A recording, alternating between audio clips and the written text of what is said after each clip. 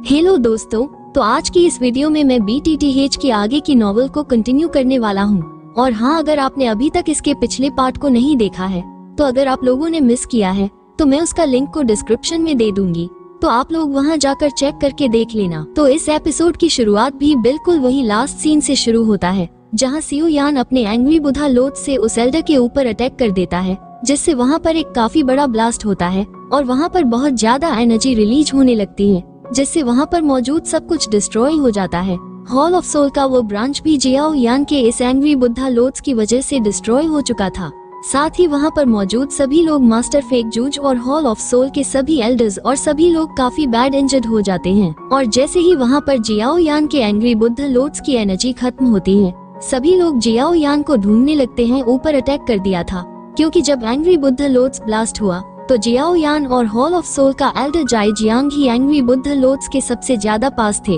इस वजह से वो दोनों ही ज्यादा इंजर्ड हुए होंगे, जहां प्रोडक्टर मगू को इस बात पर विश्वास ही नहीं हो रहा था कि जियाओ यान का एंग्री बुद्धा लोथ्स इतना ज्यादा पावरफुल था कि उसने हॉल ऑफ सोल के ब्रांच को डिस्ट्रॉय कर दिया। और तभी हमें एश ड्रैगन बियर को दिखाया जाता है जहां वो जियाओ यान के ऊपर गिरे हुए पत्थरों को हटा रहा होता है। और जियाओ यान की हालत काफी ज्यादा खराब हो गई थी और फिर सभी लोग जियाओ यान के पास आ जाते हैं, जहां एश ड्रैगन बियर बोल रहा था, फॉर्चुनेटली मैं एक एश ड्रैगन बियर हूँ और मेरी स्किन काफी ज्यादा हार्ड है, जिस वजह से मैं जियाओ यान के एंग्री बुद्धा लोथ्स के अटैक से उसे बचा पाया। अच्छी बात यह है कि जियाओ यान अभी जिंदा है। और फिर मास्टर फिंग जूजे जियाओ यान की बॉडी को चेक करने लगते हैं, तो मास्टर तिया नुवा जूजे और लिटिल फेरी डॉक्टर मास्टर फे जूजे से पूछते हैं आखिर जियाओ यान की हालत अभी के लिए कैसी है। तो मास्टर फिंग जूजे बताते हैं जियाओ यान की सभी बोनस ब्रेक हो चुकी है और उसकी ब्लड लाइन भी डिस्ट्रॉय हो चुकी है। और तभी हॉल ऑफ सोल का वो एल्डर झाई जियान बोलता है, आज तक मेरे हाथों से कोई भी जिंदा बचकर नहीं जा सका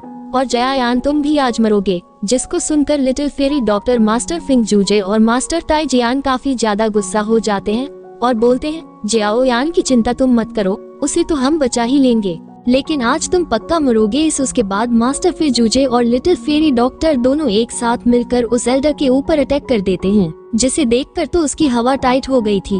वो पहले से ही इतना ज्यादा इंजर्ड था कि इस अटैक को बिल्कुल भी रोक नहीं सकता था। पर तभी हम लोग देखते हैं हॉल ऑफ सोल के उस एल्डर के सामने एक काफी पावरफुल शील्ड बन जाती है, जिसने मास्टर फिंग जूजे और लिटिल फेरी डॉक्टर के अटैक को काफी आसानी से रोक दिया था। और तभी हमें वहाँ पर दो छोटे छोटे बच्चों को दिखाया जाता है, जो कि सिर्फ दिखने में ही बच्चे थे, क्योंकि उनकी पावर हॉल ऑफ सोल के उस एल्डर झाज यांग से भी कई गुना ज्यादा थी, जिनका नाम मिस्टर ब्लैक एंड व्हाइट था। उन्हें देखकर मास्टर फिंग जूजे के साथ साथ वो एल्डर भी काफी हैरान हो जाता है और मिस्टर ब्लैक एंड व्हाइट से बोलता है, आखिर तुम दोनों यहाँ पर क्या कर रहे हो। जिस पर मिस्टर ब्लैक मिस्टर व्हाइट से बोलता है, क्या तुमने सुना उसने हमें कितनी डिस्ट्रेटर व्हाइट बोलता है। हाँ बिल्कुल, अच्छा तो बताओ हमें इसे क्या पनिशमेंट देनी चाहिए। और तभी मिस्टर ब्लैक एल्डर झाई जियान को वहाँ पर जान से मार देता है। तो मिस्टर व्हाइट बोलता है, क्या हमें बाकी इन सभी लोगों को भी मार देना चाहिए। और फिर वो दोनों mister black and white master फे जूजे ताई जियान और लिटिल फेरी डॉक्टर के ऊपर अटैक कर देते हैं। तो मास्टर फे जूजे शील्ड बनाकर उसके अटैक को रोक रहे होते हैं और फिर मास्टर फे जूजे उन दोनों के ऊपर अटैक करते हुए बोलते हैं, ताई जियान तुम इन सभी लोगों को लेकर यहाँ से जल्दी से निकल जाओ। जिस पर मास्टर ताई जियान बोलते हैं, नहीं मैं उन्हें रोकता हूँ, तुम सभी लोगों को लेकर यहाँ से चले जाओ। और इसी बात से हम लोग अंदाजा लगा सकते हैं कि मास्टर ताई जियान और फे जुनजी के बीच कितनी अच्छी फ्रेंडशिप है। वो दोनों एक दूसरे के लिए अपनी जान भी देने के लिए तैयार हैं। और तभी लिटिल फेरी डॉक्टर भी मास्टर फिंग जूज की हेल्प करने के लिए जाते हुए बोलती है, जी यान जल्दी से तुम जियाओ यान को लेकर पिल टावर जाओ। तब तक हम लोग सभी मिलकर इन दोनों को रोकने की कोशिश करते हैं। और फिर मास्टर फिंग जूजे मास्टर ताई जियान और लिटिल फेरी डॉक्टर ने एक साथ मिलकर उन दोनों मिस्टर ब्लैक एंड व्हाइट के ऊपर अटैक कर दिया था, लेकिन हम लोग देखते हैं वो दोनों काफी ज्यादा पावरफुल थे और उन्होंने बड़ी आसानी से मास्टर फिंग जूजे मास्टर ताई जियान और लिटिल फेरी डॉक्टर के अटैक को रोक लिया था। और तभी उनकी नजर जियान पर पड़ती है, जिसे देखकर वो दोनों बोल रहे थे, वो लड़की कितनी ज्यादा क्यूट है। पर फिर वो दोनों मिस्टर ब्लैक एंड व्हाइट सभी लोगों को इस तरह से नजरअंदाज करके जियान के पास जा रहे थे, जैसे कि उन दोनों के लिए सभी लोग चींटी के बराबर हो। और फिर वो दोनों जियान के पास जाकर बोलते हैं, ये लड़की मुझे भी अच्छी लग रही है और तुम्हें भी अच्छी लग रही है, तो हमें ऐसा क्या करना चाहिए कि ये तुम्हें भी मिल जाए और मुझे भी। और तभी एशियन ड्रैगन बियर उनके ऊपर अटैक कर देता है और बोलता है, मेरे मास्टर से दूर रहो। जिस पर मिस्टर ब्लैक उसे बड़ी आसानी से पकड़ के उठाकर दूर फेंक देता है। और फिर वो दोनों मिस्टर ब्लैक एंड व्हाइट जियान के पास जाते हुए बोलते हैं क्यों ना हम दोनों इसे आधा आधा काट कर एक दूसरे में बांट ले, जिस पर जियान काफी ज्यादा डर जाती है। और तभी हम लोग देखते हैं उसके अंदर से एसिंग ताइजू ड्रैगन की स्पिरिचुअल बॉडी बाहर आ जाती है, जिसके पावर के प्रेशर से वो दोनों मिस्टर ब्लैक एंड व्हाइट पीछे की ओर चले जाते हैं। और फिर जियान अपनी काफी ज्यादा पावर का यूज करते हुए वहाँ पर एक स्पेस पोर्टल को क्रिएट कर देती है, जिसको देखकर सभी लोग काफी हैरान होते हैं। और तभी हम लोग देखते हैं जियान काफी इंजर्ड हो जाती है और उसके मुंह से ब्लड निकलने लगता है, जिस पर मिस्टर व्हाइट बोलता है लगता है तुम लोगों ने हमें कुछ ज्यादा ही अंडरएस्टिमेट कर लिया।